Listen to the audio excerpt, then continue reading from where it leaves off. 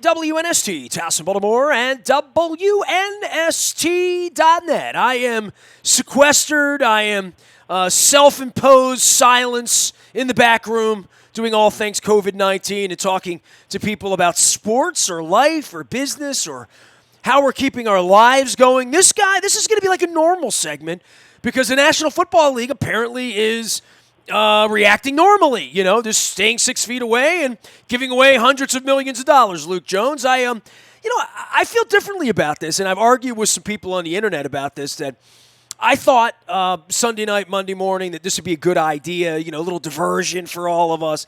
I don't know that the tone of diversion of here's a $72 million contract and here's the $2 billion the league's going to give away in the next couple of days is really the optics that the league wants, the league needs, that television needs, that the NFL Network wants or needs right now.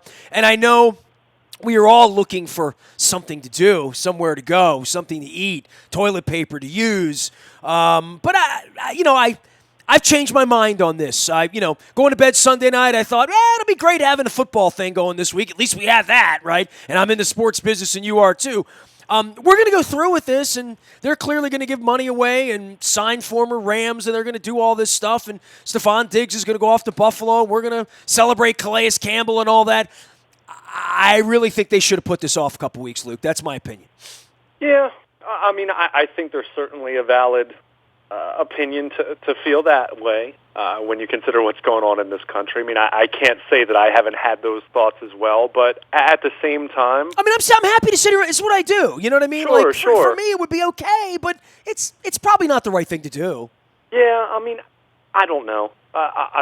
I'll say this. The league is clearly taking measures. They're not allowing players to go take free agent visits and things of that nature. So, well, the building's closed, right? Right. So, just about all of this, or at least this first wave, I think you're going to see free agency kind of, it will come to a halt after these first few days because the second and third and fourth tier free agents that typically take visits and in some cases work out for teams, they're not going to be able to do that. That's going to be unavailable, sure, right. Yeah, so I think this is going to be a little bit truncated, but I hear what you're saying, and believe me, I've had some of those thoughts as well, but at the same time, I also think we're in a position where it's easy to say to push it back 2 weeks or 3 weeks or 4 weeks.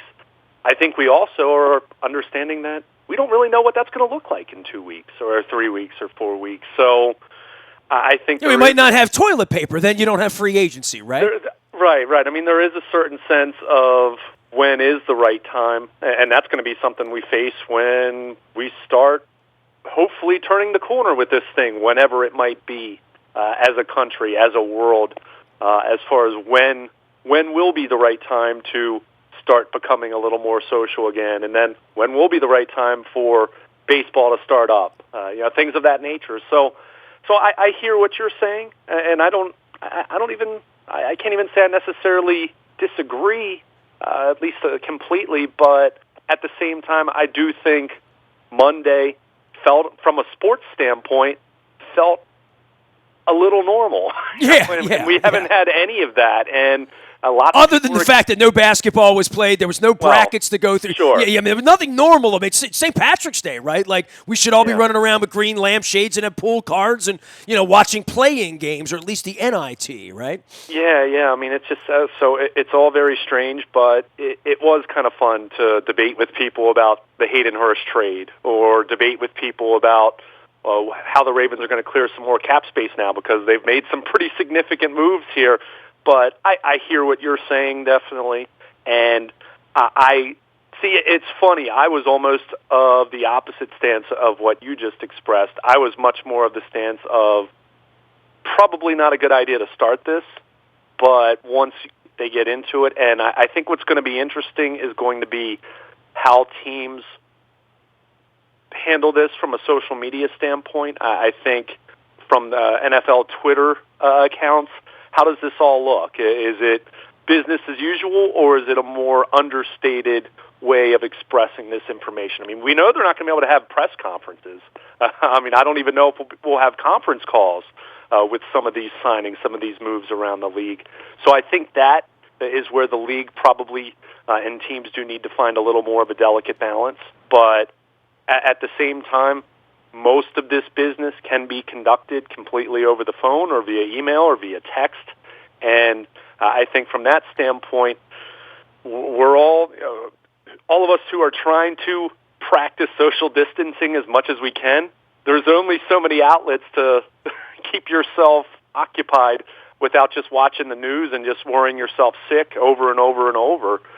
But so from that standpoint, I'm a little more inclined to say I'm okay with it, but I certainly have my reservations going right along with what you just expressed. All right, well, from a football perspective, this thing's going to open up. It was interesting to think about Stephon Diggs for a couple of minutes until you considered the cap number. Obviously, this defensive line thing is something that the Ravens are taking seriously and throwing money around with Judon as well. The Ravens have been as active as anyone in this active period. I mean, if the green light's going to be on and we're going to do business, the Ravens are doing business, even dealing old Kerry Vedvig picks, right? Yeah. I mean, they've certainly been active. It's funny. I feel from the time that this two-day tampering, negotiating window, however you want to classify it, from the time that was introduced, we've just seen teams become that much more bold in making moves. Now, we know they're not announcing them, and I think it's also very important to remember, inevitably, if you go back the last few years at the start of free agency, most years you'll find one deal that was agreed upon, reported by multiple outlets, NFL Network, Adam Schefter, whoever, and then the deal ends up not happening by 4 p.m. on Wednesday. So that's always the little disclaimer to throw out there for any of these potential trades, any of these signings. There tends to be at least one where something falls apart. Some little detail or one side gets some cold feet, whatever it might be. But when you do look at the Ravens, I mean, I think it's obvious, and you and I talked about this a lot late last year. I mean, it was on the surface, this looked like a run defense that was fine because you just looked at the rushing yards allowed per game, and it was fine. I mean, they were right up there. They didn't give up many rushing yards. But what was the reason for that? Primarily, they were leading by multiple touchdowns in so many of these games. So you have these big leads. What's the first thing that the opponent's going to do? They abandon the run, and you're going to become one-dimensional, and you're going to try to chuck the ball down the field. So I think in the few instances where we saw the Ravens actually in close games, you think about San Francisco, Buffalo to some degree, but I mean the Cleveland game earlier in the season, they had some issues stopping the run, and when you looked at the yards per carry, they were very underwhelming in that department. They were 21st in the league, 4.4 yards per carry. That's not very Ravens-like. You look at some efficiency metrics, like Football Outsiders has a DVOA run defense efficiency. They had the Ravens at 19th. So I think it was clear. If you decided to look a little bit deeper, it became very clear that this wasn't a great run defense. And then what happens in the playoffs? You run into Derrick Henry and the Titans, and you give up the fourth highest rushing total in franchise history. I think Eric DeCosta and John Harbaugh and the front office and coaching staff recognized those realities that I just mentioned and said, yeah, we need to revamp this front seven. We need to get a little more beef up there. But I think it's different from just looking at Brandon Williams and Michael Pierce. When you look at a Calais Campbell who's 6'8", when you look at Michael Brockers who's 6'5", 305 pounds, you not only have two guys who are regarded as excellent run stoppers, but you have guys that you can move around on that defensive line. And I think what's become very apparent with Wink Martindale in this defense over the last couple of years is how multiple they want to be. I mean, right now people are talking about the Ravens, their base defensive line as it's currently constructed, assuming all these deals become official Wednesday, 4 p.m., is you have obviously Brandon Williams in the middle there. You have Calais Campbell at the 5 technique, and you have Michael Brockers at the 3 technique. You've got a lot of beef, a lot of size there, but we also know what? They're not in the base defense very often, but when you have a couple pieces like Campbell and Brockers, you can move around. You can be a little more multiple. a little more flexibility as far as some of the fronts, some of the looks that you give. And it's all about deception. It's all about creating desirable matchups, one-on-one along the defensive line, or even if it's a double team situation, that opens things up for someone else. So I think the Ravens have very clearly made a strong commitment. I think you look at it from a financial standpoint. Brockers, not cheap. 3 years, $30 million is the reported deal, $21 million guaranteed. I'll say this, he's much more of a run stopper than a pass rusher. So well, this is a little bit of reallocating money, right? This is some Flacco money, and this is this is just redistribution of some of the fact that they have a cheap quarterback and they still have a cheap left tackle, kind of, sort of, right? And they just franchised their rush and didn't have to give any future money away. I mean, Eric is managing this thing in the new world way, right? To just maximize where their needs are and play with Marlon Humphrey while he's cheap, right? Yeah, not going to be much longer for him, and certainly Ronnie Stanley, but yeah, I mean, they have the flexibility. I mean, this is the 1 year they can load up on this kind of thing, right? They have the cap space to get these 30-year-old guys, not having to give away the farm for first-day free agents, right? But picking the guys that they want in the spots that they want to do it in. And they still have there's a little bit of dispute about the draft picks and the dealings and what numbers they got, Jaguars and other teams moving things around, but the first 2 days of the draft looks pretty rosy for Eric DeCosta right now, right? Yeah, it certainly does. It certainly does. Just to finish my thought on Brockers, I mean, that deal's pricey. It's probably a little more than I'd like to see for a guy who's not really much of a pass rusher. But again, it's very clear they identified a desire to get stronger up front. And I think it's something maybe they didn't think they could get in the draft right away, right? Like, they can't get a plug-and-play next month. Yeah, I mean, you could, but you don't know. I think, and that's where, we'll get into this, and certainly we'll get into the Hayden Hurst trade in a moment. I think it's great to have draft picks. Believe me. I mean, the draft is what is your sustainability. It's what gives you long-term success. It's what allows you to have a cap situation that's tenable, where you can have guys that maybe they don't come in and start day one, but they're going to be starters for you year 2, year 3. You need to have that pipeline. At the same time, I think it's also important to recognize that you don't want to go into the draft with a bunch of needs, because you don't know how the board's going to fall. And there's certainly an argument to be made that while you can certainly hope to get an inside linebacker in the first round, but there is no guarantee that Murray or Queen's going to be there at 28. So, but at the same time, when you do have more draft picks, you have more ammunition to move around. So, I mean, this is all a puzzle. There's no one-size-fits-all way of doing this thing. I love the Campbell deal. There's no question about that. I mean, that one to me is a home run on every level, even from the standpoint of it looks like an extension to keep him beyond 2020 isn't going to be something that's 3-4 years, anything like that, which would be questionable for a 30-something. Brockers, he's a little pricier than I'd like to see, but at the same time, he serves a very clear purpose, and I think... And Wink must really love him, right? I mean, when they go in and put the tape on for an NFL player, this is one of those things where Wink wants that guy, or they want that guy for a specific technique, a specific purpose, a specific role, something they felt like when they self-scouted they didn't have. That's the thing about these guys, man. And you can give Elias and Meidel all the rope you want in baseball season as to whether they're geniuses or not, and whether this thing's going to work or not, and what their role was in building it the first time, and all the cheating and all that. But the guys with the Ravens, I mean, I can hear Ozzie saying right now, we can go play tomorrow if we had to, right? And they always feel that way, but I think there's a little part of this. And I haven't spent any time around Eric DeCosta lately, so I know him in the same way everybody else knows him via television at this point.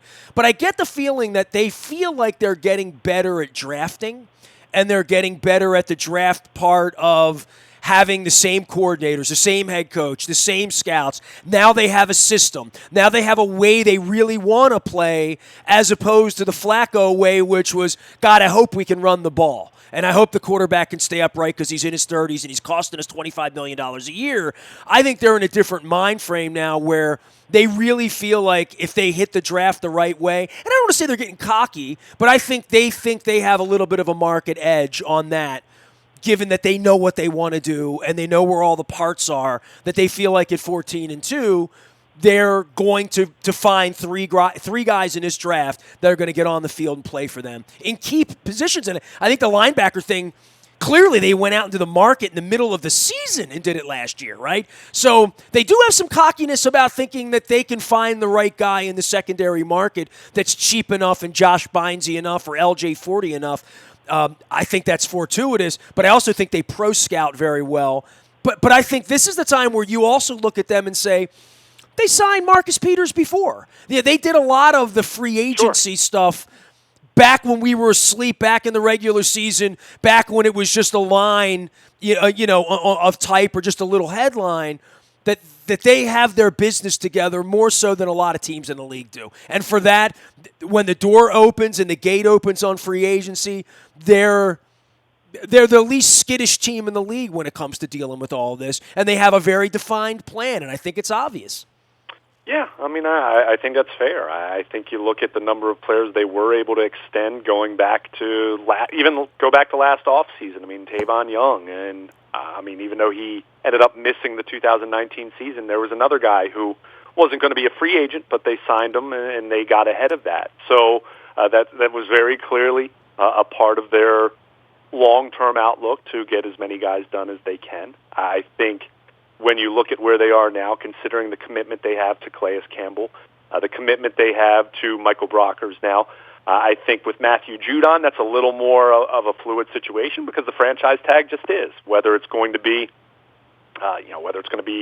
working out a long-term contract extension, or whether it's making a trade potentially. I mean, that possibility has been there, and I'm not saying that you just trade them just to do it, but if the right deal comes along and you don't feel confident that you're going to keep them long-term, and if you can get an asset, whether it's a player, whether it's another high pick, and give yourself some more cap flexibility in the process, I think it's something you entertain at least.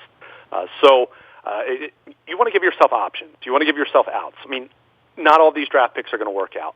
Not all signings work out perfectly. I mean, even the last couple of years where we've seen the Ravens turn the corner a little bit more with the arrival of Lamar Jackson and what he's been able to bring as far as just this offense being so, zigging while everyone else is zagging, and then, the rookie quarterback contract and the effect it has on your roster building. They've had things that haven't gone well. They thought Patrick Owasso and Kenny Young and Chris Board would be fine at inside linebacker last year. They found out it didn't work. So you're going to have things that don't work out. The idea here isn't to expect to bat 1,000. You hope to bat 1,000, but you're probably not going to. But do you have the resources to account for that? Do you have the resources to be able to adjust? And that's they were able to do that in season last year. And we saw what they were able to come away with, more specifically with Marcus Peters, another building block for the back end of your secondary. I think everything you look at what they've done to this point, especially on the defensive side, you say, okay, so far so good. I think they still need another pass rusher. Certainly, you'd like it to be someone younger, someone that you hope is going to be around for a few years, because Calais Campbell is going to be 34 by week 1. So I think that's something that's still there, obviously inside linebacker, and they clearly have a couple needs on the offensive side of the ball. So, but considering this is still in the negotiating period and nothing's even official yet, I think you have to feel pretty good about where the Ravens are, even if you're someone that's a little bit more on the fence, say, about the Hayden Hurst trade, which I'm sure we can get into and discuss the merits of that. He is Luke Jones. He is Baltimore Luke, and Luke at WNST.net. All of our sponsors are here. We're going to be hearing from them all week. Many of our sponsors are in shutdown, in curbside, in takeout, and I'm going to be finding out from all of our sponsors exactly what they're doing. You're going to hear some reports. There are going to be some new ads. I am working and sequestered at home. Maybe at some point my cat will come and do some radio with me, my wife as well, as we continue the lockdown around here. To Hayden Hurst and to I'm not shocked by it, right? How many tight ends are you going to carry? How many cornerbacks are you going to carry when your defensive line feels more civvy? To your point, you're still worried about the linebackers. I don't know what keeps Eric DeCosta up at night, other than coronavirus and his wife and kids and dog at this point and, all of those things. But from a football perspective, it feels to me like they're loading up on the draft. And the Hurst thing, very, very weird that the Baltimore Ravens would take a guy that they love and then give him away 2 years later when he's on a first contract. I mean, that's weird, but there's also the part where I don't know that Hayden Hurst was happy, and I don't know that he particularly fit the system perfectly. And, he was drafted in the Joe Flacco system, right? Kind of, sort of. Well, yes and no. Okay. I think it's much more a case of, Mark Andrews wasn't a third-round pick. Mark Andrews is a first-round pick. That's what it really comes down to. And Hayden Hurst probably was more of a second or a third-round pick. Well, they were at this place with Pitt and Dixon a few years ago, right? Literally. Sure. It's not the first time it would happen. And by the way, Dixon went on and had a hell of a career, right? Yeah, he's still been plugging along here all these years later.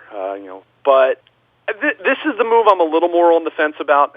And let me be clear about this. In a vacuum, I think the Ravens got perfectly fine value. I think you look at the fact that you're talking about a tight end halfway through his rookie contract.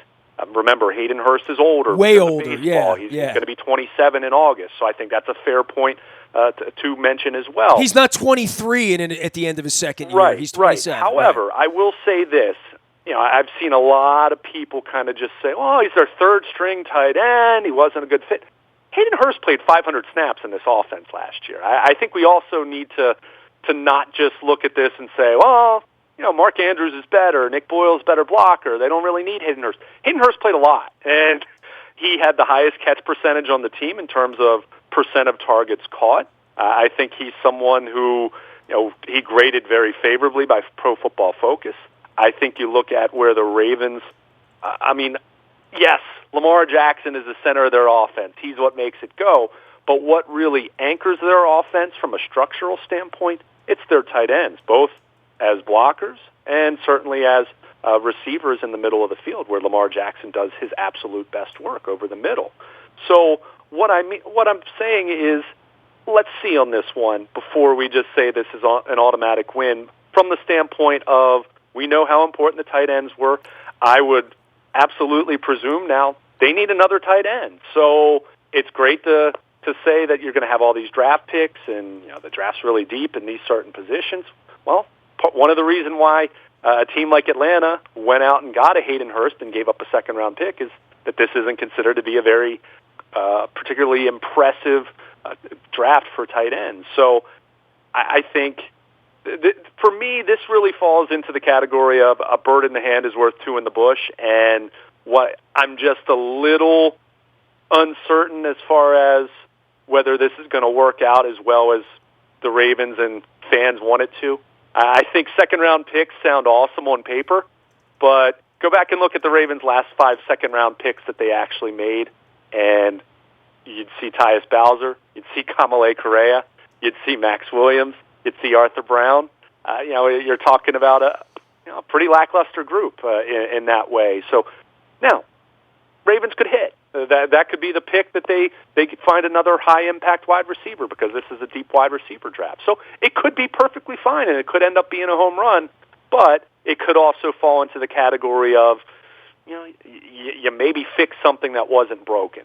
So we'll wait and see on that. I'm not saying I hate the deal. I'm just saying I'm not going to sit here and say that I think it's an automatic win, because you're going to have to hit on those picks, because it goes back to me saying I think they're getting cockier about their picks. I think they're looking at that, and they look at the board, and they have their ideas together, and they're like, we're going to get a player we like more than him at whatever, where, whatever the need is, wherever they know more about this than we do, and I always temper that when I talk about these cats. I give them more respect because you know what? They've earned it. They have, but that doesn't mean they're infallible. No, they're not infallible. And they put their livelihoods on the line saying this is a good idea.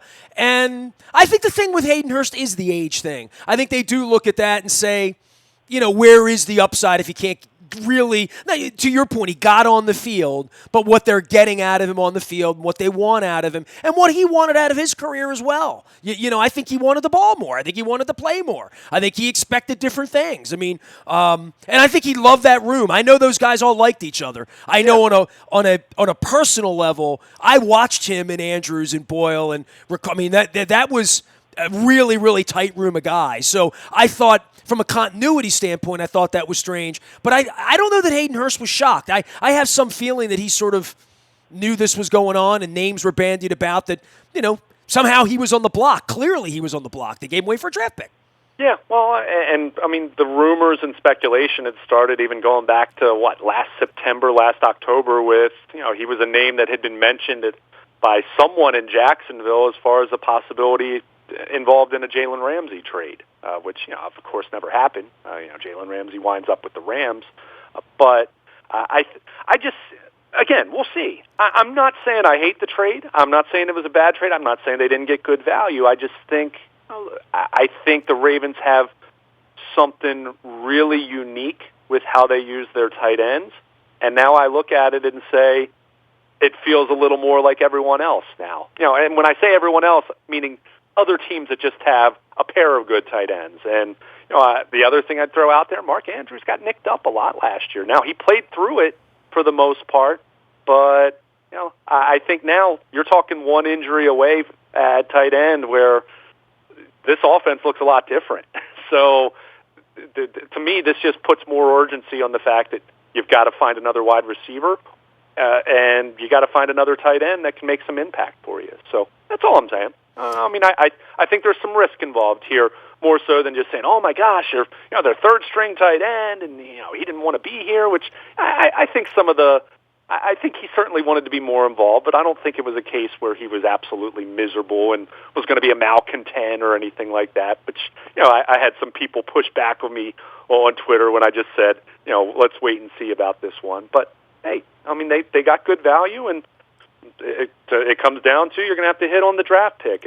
If that second round draft pick that they got, which is reportedly the second of Atlanta's 2 second round picks, which is 55th overall, if that ends up being another Kamale Correa, then and Hayden Hurst goes to Atlanta and catches 65 balls and 850 receiving yards and 6 touchdowns, then if the Ravens have a situation where they don't find a third tight end to step in and be as productive, then we'll look at that and say, they probably messed with something they shouldn't have.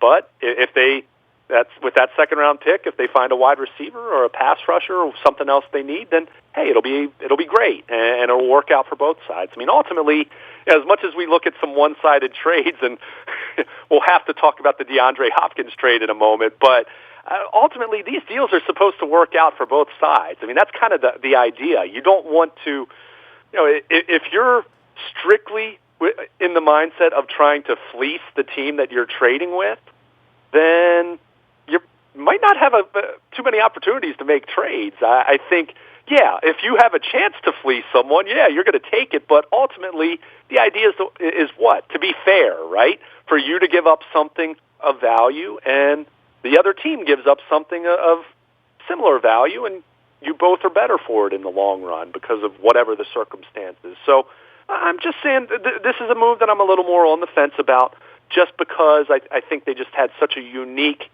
trio of tight ends that just is, again, way different than everything else we see in the NFL. And I just think it's really easy to just say, we'll replace Hayden Hurst. Well, what if you don't? What if that pick that you got for him in the second round ends up being like a lot of other second-round picks they've had the last 6-7 years? I'm just throwing that out there before, I mean, it's really easy to just, if you want, you can just praise everything the Ravens do, and then fine, If we want to have a little more nuance, that's where my nuance comes in, where I'm just... Well, I don't think they should be doing business at all, but that's, I've said that. Sure. That's just, I think, where society is, and that's a Goodell issue, not a Roger Goodell issue or a Steve Bisciotti issue. Although, the Players Association wanted to get their money, right? I mean, that's really at the heart of all of this, is that the agents and the players said, no, we're not keeping the money longer. Let's go, get the money. Let's get the deals going. And, I think there's plenty of people in the league that understand that the optics of this aren't good. Yeah, I think certainly the optics are questionable. I mean, the optics are going to be fine with many people who do want to see free agency. Yeah, I mean, we're not doing anything else. So, I mean, from that perspective, right. But, okay, as a fan, as a sports radio show owner, great. Conduct some business, do something, but I don't think it's the right thing to do. Yeah, and that's fair to feel that way. And I didn't feel that way Sunday, right? As this thing goes on and as people around us start turning up sick all over the internet, all over our Facebook, there's a reason everything else stopped, and there should be some solid. This should be a time for thinking and pondering and learning a little bit. Yeah. I also think you can think and drive yourself crazy. There's no doubt. We all need. I'll say this: whether it's NFL free agency or whatever, whether you're playing board games with your family at home, whether you're playing video games, we all need outlets. I mean, there's no doubt. I mean, believe me, I've watched more news over the last couple of weeks than I had in probably 2 months combined before that. But I mean, I think there's a balance here, and again, I think the teams certainly have to be cognizant of that as this officially opens, and how they portray this, how it's presented, all of those different things. I think those are all things that these teams need to be mindful of. But the Players Association, probably from their perspective, they say, hey, we just voted and gave you guys a new CBA a year ahead of time. I mean, they would have played football without a hitch this year had they not passed that CBA. So they're probably thinking, hey, the owners, you got what you wanted. You got your deal that's going to be in place for whenever you do TV negotiations, however those are going to look, depending about this economic climate and what it's going to look like at that point. But now we want our cut of our piece of the pie, and I understand that. Again, I think it's just got to be delicate in how it's conducted, and we'll see how that goes. But it's been nice to have something in the sports world feel somewhat normal, even if it's just going to be for a few days. But certainly the Ravens, you cannot accuse them of standing pat or resting on their laurels from 14-2. That's for sure, based on the moves we've seen already. My dude, Luke Jones, is sequestered, and he is so far COVID-19 free. Let's keep it that way in the Jones household, for everybody's household out there. We're cool. We're downtown. We're locked in. I hope you're locked in at WNST.net. Baltimore Positive. Don Moeller's joining me. We're going to have all sorts of friends, sponsors, business owners, the people that have helped us feed our families, the people that have kept WNST alive. We're going to feature whatever they're doing at this point, whether it's curbside service. I'm going to be doing new ads, new commercials all week long. I got nothing else to do but be a good public servant here and an FCC license owner and a social media maven. Stay safe out there. We are WNST.net, AM 1570, WNST Towson, Baltimore, and we never stop talking Baltimore sports as they happen in real time.